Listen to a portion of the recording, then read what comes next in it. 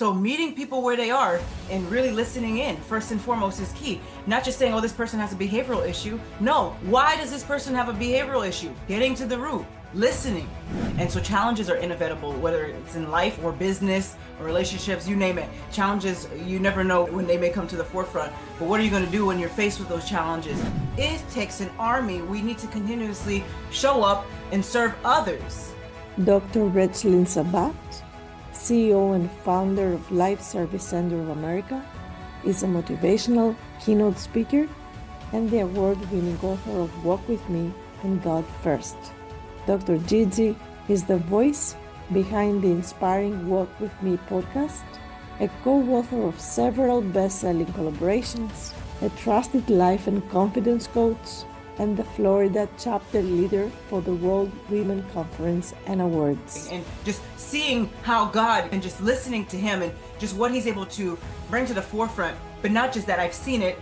I'm not just talking from nowhere. I'm talking from a place not just of experience, but what I'm observing and what he's able to do. And it says in the Bible as well, it says, go out and tell the world about the great works that I've done. So my why is trust, right? But not just that, I also love to contribute, right? So when we talk about contributing, how can I assist? Any way that I can help. I think they hit it on the nail. They got it right. Because I do love to assist others any way that I can.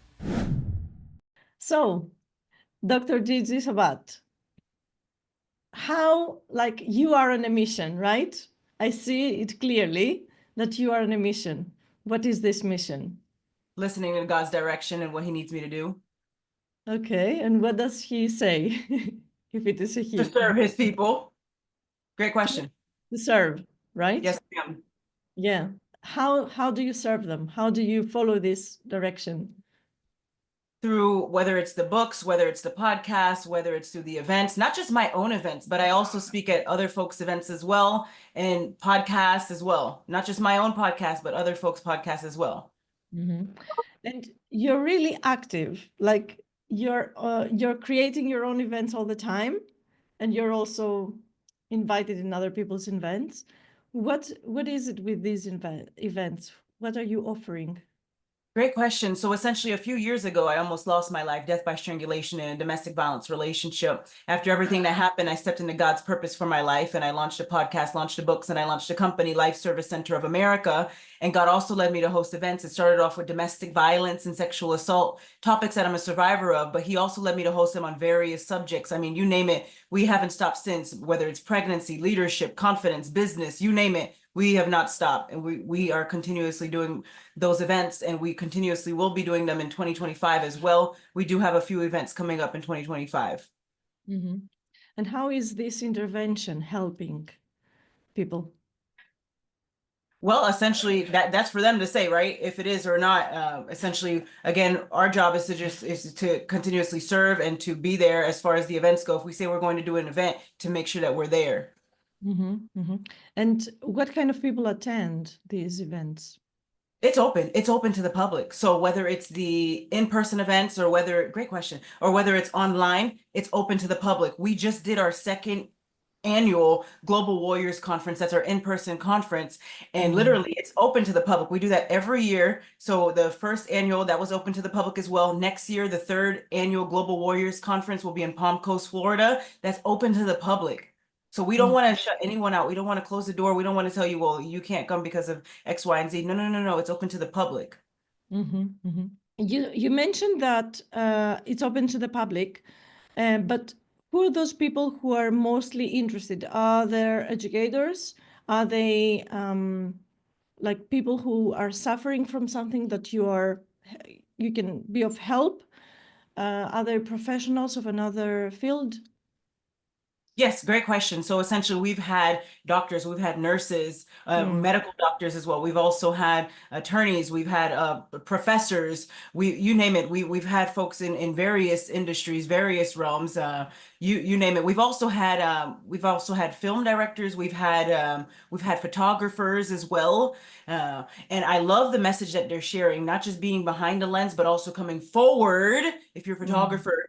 And letting your message be heard, but not just that, it's deeper than that. Some of the things that I've heard, some of the things that they've shared at the conferences, to the public, it's been very powerful, and bless their souls for coming forward about some of the things that they have shared. I know it's not easy. Mhm. And do those people collaborate afterwards to help support the community, or is it just they're contributing with their presentations and their talks? Great question. So we do have groups on Facebook, and so they can continue the discussion there. Again, they're always invited to our annual Global Warriors Conference. To each his own. If they feel called to contribute, they can join us again. We are more than happy to have them join us again. We actually do have some of our speakers from last year joining us, and in 2025 as well. And it's an honor, it's a blessing. And you're talking about which event? So some people might be interested in joining, attending, or maybe presenting as well. Yes, ma'am. So that's the third annual Global Warriors Conference 2025. Which is in Yes, so September. that one, yes, great question. So essentially, this one is going to be in September, and I'll tell you right now, bear with me here. This one is September 19th through the 20th, 9 a.m. to 3 p.m. Eastern in Palm Coast, Florida. Lovely. And how do you organize all these difficult events? For me, it's really difficult to organize such an event. How difficult or easy is it for you? Like, what are the challenges, and how do you overcome those challenges? Great question. So essentially, I'm grateful for the team. And so challenges are inevitable, whether it's in life or business or relationships, you name it. Challenges, you never know when they may come to the forefront. But what are you going to do when you're faced with those challenges? And not just that. So when we talk about the events, again, grateful for the team. This is possible because of them. And I'm grateful for our sponsors as well. And for the folks who come out and speak. And like I said, some of the things that you're sharing is very hardcore. And I know, and I understand them from their place of pain, but not just that. Bless their souls for coming forward and sharing some of the things that they have shared. And when we talk about the events as well, continuously doing those events, it's by God. I'm grateful again for his direction and listening to him. It's because of him that this is possible. All the glory to him. I don't need it. All the glory to him. And do you have young ones also attending, like adolescents? Yes, so it's open to all age groups. I mean, you name it. We've had children as well attending the conferences as well, and also too, my godson, he just spoke. He was a keynote at our second annual Global Warriors Conference. He just spoke, and he's So very tell us young, about maybe it. 12, 13. He's 12, you Yes, said? ma'am.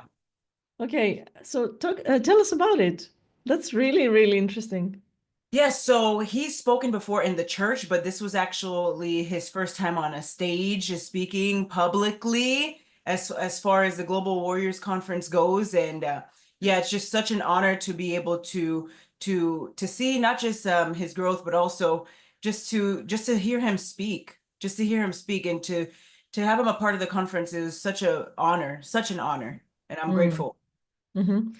So what do you think it's like, what's in it for him to be part of these events and participate at this young age? What's his motivation to participate, and what is he gaining? What is he Yes. taking out of it? Well, number one, he started at a very young age as far as speaking goes, and but not just that, he does have a servant's heart as well. I know his heart, and bless his soul. He didn't have to speak at the event, but he did. And so like I said, when I asked him to speak, it's definitely open to him. He didn't have to do it, but he did, and his speech was very powerful. How did you feel? Oh my goodness. I am just getting chills now thinking about it, because I remember as I handed him the mic, and then obviously my back is not turned because I'm heading to my seat, and just hearing him in the background and just hearing his voice. My goodness. I mean, here's a child my godson I've witnessed now from birth all the way to now speaking. It was such an honor, such a beautiful Yeah. sight. And what do you think the future holds for him? Continuously speaking, he says he wants to be like me. He wants to speak, continuously speaking, and I'm here to support him any way that he can on that journey. Mm-hmm. Mm-hmm. So you obviously lead by example, and you walk the talk. Like what you're saying in your presentations, in your speeches, obviously is what you're doing in your life. How do you inspire others to follow or lead something themselves? Again, so it's open to the public, and I do it that way, and I mean it in a genuine way, because I don't want to tell anyone you have to be here, you have to show up, you have to. No, it's open to the public, but I do tell you the reasons why it may be of value to you. And not just that, we also have our groups on Facebook. So anyone who would love to be a part of those communities, we actually do have some folks in those communities as well. Whether it's any of the topics that we've covered, any of the topics that we mentioned, it's not just one and done. It's not just the events. No, it continuously goes. So anyone who feels called to share anything in those groups, they can do so. There's no restriction there, obviously, as long as it's appropriate. And keeping in mind the folks who will be a part of that, part of those groups as well in the future. And through our company, Life Service Center of America, we actually do have a group as well for that, for our members and also the community. So folks who want to be a part of the Life Service Center of America community. And so going back to the events real quick, circling back here, when we talk about the events, it's very important to remember when the events were formed as well. So this was during COVID. I mean, we launched a company during COVID. And I remember God saying, okay, you're going to have this event. And I said, okay, it's going to be in person. Here I am, right? Okay, it's going to be in person. No, no, no. COVID happened. And I said, all right, God, looks like we cannot have the events, right? And he said, you're going to do it anyway. I said, how on earth are we going to do it anyway? I learned you don't question him. You say, thank you, God. But here's the thing. Literally, I've always been head in book. So the social media thing, I was like, God, how on earth is this going to happen? He says, it's going to happen. And so here we are, literally learning the technology, and literally it's not about me, it's not about us, right? It's about the people that we serve, and literally now coming to the forefront. And it's not just me, right? It's the team, it's the sponsors, it's the folks that are coming out to speak, folks who are part of our LSCOA speaker series, right? Anyone who's spoken on our stage becomes a LSCOA speaker. So when we talk about these events, something that was supposed to be in person, now this happens, this natural disaster happens that has now caused us to shift. And now listening to God's direction, okay, online, here we are, we have not stopped. And okay, he's now gradually brought us to do in-person events. We just wrapped up our second annual Global Warriors Conference. Our third one, God willing, will be in next year in September. It's an honor, it's a blessing. And just seeing how God can move and just listening to him and just what he's able to bring to the forefront. But not just that, I've seen it.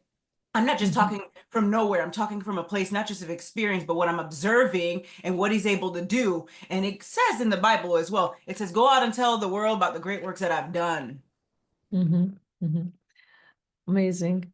And where do you see yourself going with this, through this process? Great question. So essentially, great question. So essentially, I understand what he's called me to do. And for me, I'm merely just a vessel. Again, it's not about me. It's about the people that I serve. Can you elaborate on how do you serve? Like, how do you support those people? Yes, meeting people where they are, first and foremost. I don't want to assume where you are. I don't want to. I don't want to. Not a good thing. And so I don't want to assume where you are. I want to meet you where you are. And literally, I've done just that. And there's a level of listening that's required as well. Listening first and foremost, and not just listening to respond immediately. They say 2 ears, 1 mouth. How do people react to that? How do they respond or react to that? Well, I've heard from the feedback that I've gotten inspirational. To me, that I leave it to folks to speak again. And my story is not for me. And not just that, you don't know if it can help someone. Just because I share my story doesn't mean that it can help someone. But I don't know. Literally, I remember a few years ago, I remember my friend, he's a pastor. Also, he's my book publisher. And I remember him saying, you need to share your story. It may help someone. He never said that it would. He said that it may. And I remember praying, and I said, all right, listening to God's direction. And some of the things I've shared, I never thought I'd share in a million years, but here we are. And again, that's me listening to God and what he's called me to do here. And growing up, did you have this calling? Did you feel it? As far as my relationship with God, it's always been there. As far as my faith, that has always been there. As far as where we are today with that, I feel like our relationship has grown so much, and I feel like there's a lot of growth there, and there's a lot of room for for progression still. I don't think it's about perfection. I think it's about progression, but not just that, allowing that room for him to move and continuously building a relationship with him. I love what Joyce Meyer says. It's not just one and done. You don't just read the Bible and then you're done with it, or just read a few words or flip through with a few pages. No, no, no. Continuously building a relationship with him. And I think it's so important. So some folks will say, didn't you write the book God First, but you still read the Bible? Yes, I do. And I do so because I understand, again, it's not one and done, continuously building a relationship with him. So it's not done. I'm going to continuously read the Bible. Now I've read the full Bible twice in my entire life, one as a child, once as an adult. And this was after being baptized, after everything that happened in regards to sexual assault, again, as an adult, and then in domestic violence as an adult. So being baptized after all of that, and understanding again what God has called me to do. And when you almost lose your life, you're able to understand folks from their place of pain than ever before. But not just that, I don't see the same way that I saw before. It's like an awakening. And growing up again, what kind of support do you wish you had that would inform you better and prepare you better for life and for what was coming for you? Such a great question. So I was sexually assaulted when I was 8 years old. And so when we talk about the sexual assault component, I think that it can have it can affect someone in such a way that you don't even see it coming. Not just that, but when it does happen, it can really transform you. And if you do not face it, it can keep you from living life as God has called you to live. And I mean that in a genuine way. I've seen it. But not just that, it was when I got sexually assaulted again as an adult. And I remember waking up and I remember feeling so numb to pain. I said, I don't want anyone to feel this way. And so understanding trauma, we have to have these discussions. Not just that, we can't just talk about raising awareness and just saying sexual assault, it needs to stop, needs to end. No. Some folk, what is sexual assault? We need to get to the root and continuously talk about it.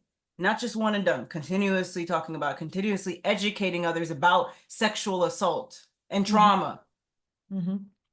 And informing them and like being open to listening to them, obviously. Yes, ma'am. So that they can share. Yes. Because lots of people go through sexual assault and they never share. They never feel that they can share it. Because it's not easy to do. And not just that. And so not just that, because as you're sharing it too, number one, the flashbacks come on its own. Number two, essentially when you're sharing it, now you're actually going through it again, the process again. And so it's not the easiest thing to share. But not just that, when we talk about educating others about sexual assault, again, meeting the person where they are. We don't know. For me, I was sexually assaulted twice in my life, right? So twice by two individuals when I was 8 years old, and again as an adult. But when we talk about sexual assault, we don't know if this person's been, how many times this person has been now sexually assaulted. I'm not assuming that. I'm going, let me ask you. And not just that, what happened, getting all those facts, right? Because I don't know, and I'm not going to assume I know. So meeting people where they are and really listening in, first and foremost, is key. Not just saying, oh, this person has a behavioral issue. No, why does this person have a behavioral issue? Getting to the root, listening. Yeah. And lots of times, like lots of other things are hidden behind somebody not paying attention, right? That's very true. Yeah. So again, going back to school, what do you, if you could, like, if you had a magic wand and you could do anything in schools, what would be the first course of action for, like, what should people be aware of, first of all, and then what should they practice? Great. So I think, again, when we talk about the subjects that we've talked about, trauma for sure, and really talking about it from a place of not just awareness and not just educating, but again, like, as we spoke about earlier, meeting people where they are and listening in. Because we cannot assume, this is where the issue lies, is where when we assume and say, oh, this person's been through that and they can overcome it by a snap of a finger. It's not that easy. It's not that easy. We really Yeah. have, not every case is the same. I can tell you this, not just from my own what happened with me, but also too listening into what happened to others. And my goodness, bless their souls for coming forward. We actually did a conference on that subject as well. And it wasn't just women. There's a stigma as well that this just happens to women. That's not true. It also happens to men, or however you identify. So really allowing that room for them to express themselves and really listening in, because not every case is the same. I've heard various stories now in regards to not just women, but also men and however they identify. Various different ways these things can happen. And it breaks my heart to hear that even happened to folks in the first place. This shouldn't happen to anyone. Do you see educators playing an active role in this, in a practical way, or is it just a role for the medical professionals, for the mental health professionals? Absolutely, such a great question. Mahatma Gandhi says, "Be the change you wish to see in the world," but it takes an army, and it takes everyone. And everything aside, your beliefs here, but it takes an army. I mean, whether you're an advocate, whether you're an educator, whether you're a politician, whether you're a speaker, however you identify, it takes an army. We need to continuously show up and serve others. And Mhm. yeah, sometimes it's required that you're on the front lines. That's okay. Show up and serve, meet people where they are. And Mhm. I'm grateful for the folks that are doing just that. Folks like you as well, as an educator. Bless your soul. Mhm. Mhm. And how does your work have a ripple effect in the community? What do you see in the community happening because of your initiative? Literally, again, for me, it's just listening to God and what He needs me to do here. All the glory to Him. I don't need it, as I mentioned earlier. For me, I understand where I am, what He's called me to do as a speaker, as a coach, and again, meeting people where they are. And I'm merely just a vessel. So anywhere that I can assist, I'd be more than happy to do so. You know, there's something in the Y Institute. My great friend Daniel talked to you about it, right? He talks about it publicly. He actually shared it in our Warriors conference as well. So it's very important to understand your why. So my why is trust, right? But not just that, I also love to contribute, right? So when we talk about contributing, how can I assist? Any way that I can help. I think they hit it on the nail. They got it right. Because I do love to assist others any way that I can. Mhm. Mhm. Can you share another powerful story of empowerment of somebody who came to the community, to the events, or to your gatherings, and they just saw new light in their lives? Absolutely. I tell you what, there was a gentleman, and he talks about this openly as well. He spoke at one of our events about it and my podcast. And so when he talks about him showing up at the conference, he went to a conference and he said, "I don't know how I'm going to get to this conference, but I know that God is calling me to be there. How on earth am I going to get there when my financial situation is terrible?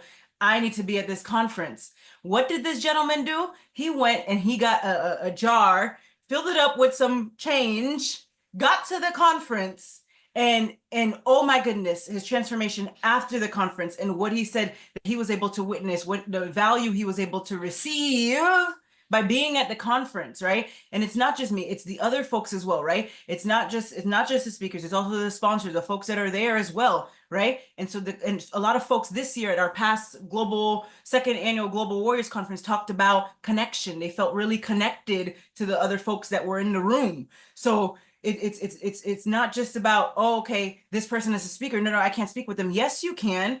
We want to hear from you. If you're attending the conference, we want to hear from you. We want to meet you where you are. We want to connect with you. Mhm. Mhm. And can somebody work with you on a one-to-one basis, or is it in the gatherings? Great question. Absolutely. So I am a coach. I'm a life and business coach. Again, I love meeting people where they are. So I have that initial strategy session to determine, can I even help you? Right? Because yeah, I say I want to help people, but if it's something out of my scope, you have to be realistic as far as your services and what you provide and what you can and cannot do. So again, I know my scope, I know what I can do. And so if it's out of my scope, I'm grateful for my friends who I know in various fields who can further assist. I will refer you to them. And if it's something that I can help you with, I'll let you know in that strategy session, right? Right after I hear what you're saying here, to determine if I can assist you and if there's a program to us that I have that will assist you. I'd be more than happy to share that out. Do you follow a specific formula when you're helping out, or do you just listen to the person you're helping out and follow through? Great question. So I've been doing this now 5 to 6 years. So again, we have that initial strategy session to determine, can I even assist you? Really listening in to what your goal is here, really focusing on that goal, because I want to assist you with achieving that goal. I understand, right? It's what makes the world go round. You achieve your goal. What are we doing here? There's now this effect, right? Where we're now continuously serving others because we can't be everywhere. You and I cannot be everywhere, right? So it's very important, again, to understand now God has put this in front of this person, this client.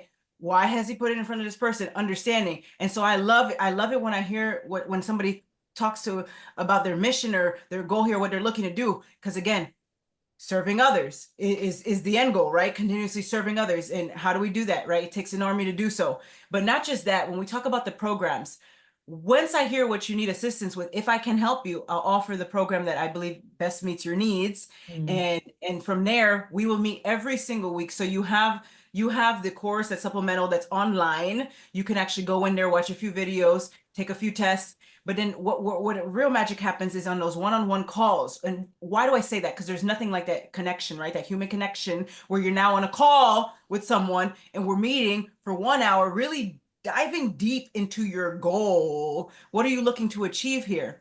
But for example, if there's ever a large base of clientele and I cannot meet with someone personally, then we do have other team members who are more than happy to assist those individuals as well. Brilliant. Great. And I'm sure lots of people have like benefited from your support and trusting you and your connection. Thank you so much, Dr. Gigi Sabbat. You're welcome. For the final part of the podcast, we play a game. I play a game with my guests. So okay, let's play a game. Let's do it. I have a list of books. It's self-development books that I like to read. Some of them I haven't read yet. And I want you to pick one of the books and we will play the game. One of them I already have. I have the high performance habits. Okay. Do you want this one? I have that book. Does that count? Okay. What is it? So hold on, let me choose something else. That's a great read, by the way. I have 7 Habits of a Highly Effective People. Okay, hold on. Let's see. Let's do Brene Brown, Atlas of the Heart. Okay. All right. So give me a page. Page 33. 33. Let me see. Put me in the hot seat. Yeah. Exactly. 33. Okay. And now give me a line. A line? And based off a number? Yeah, the number of a line. The number 3. 3. Okay. So I'm going to read this line 3 and the context around it. And we are going to talk how this resonates with what you're doing with your life. Okay. Okay. So line 3. Okay, I have to start from line 1 because it's talking about an emotion. Resentment is the feeling of frustration, judgment, anger, better than, and or hidden envy related to perceived unfairness or injustice.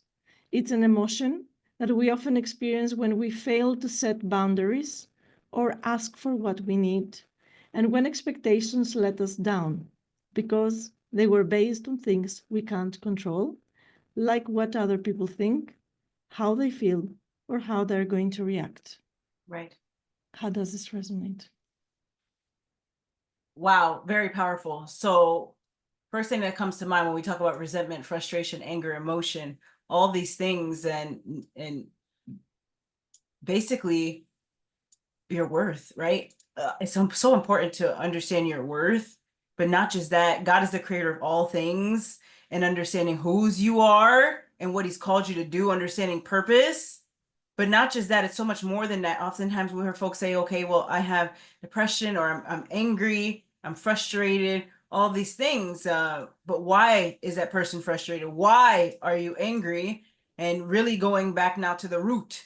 of this cause, what's causing you to feel this way. And when we talk about emotion, there's a great book out there, Emotional Intelligence. I have it here as well, 2.0. And when we talk about emotions, really being understanding of your emotions, and so they say it's okay to feel, it's okay to express yourself. Now, I've seen it when folks are in various roles, they feel as though they cannot share their emotions. But if you're listening to this message, I want you to understand that it is okay. But again, basically you need to be able to understand when to turn that on and when you cannot, because obviously some roles require that you cannot.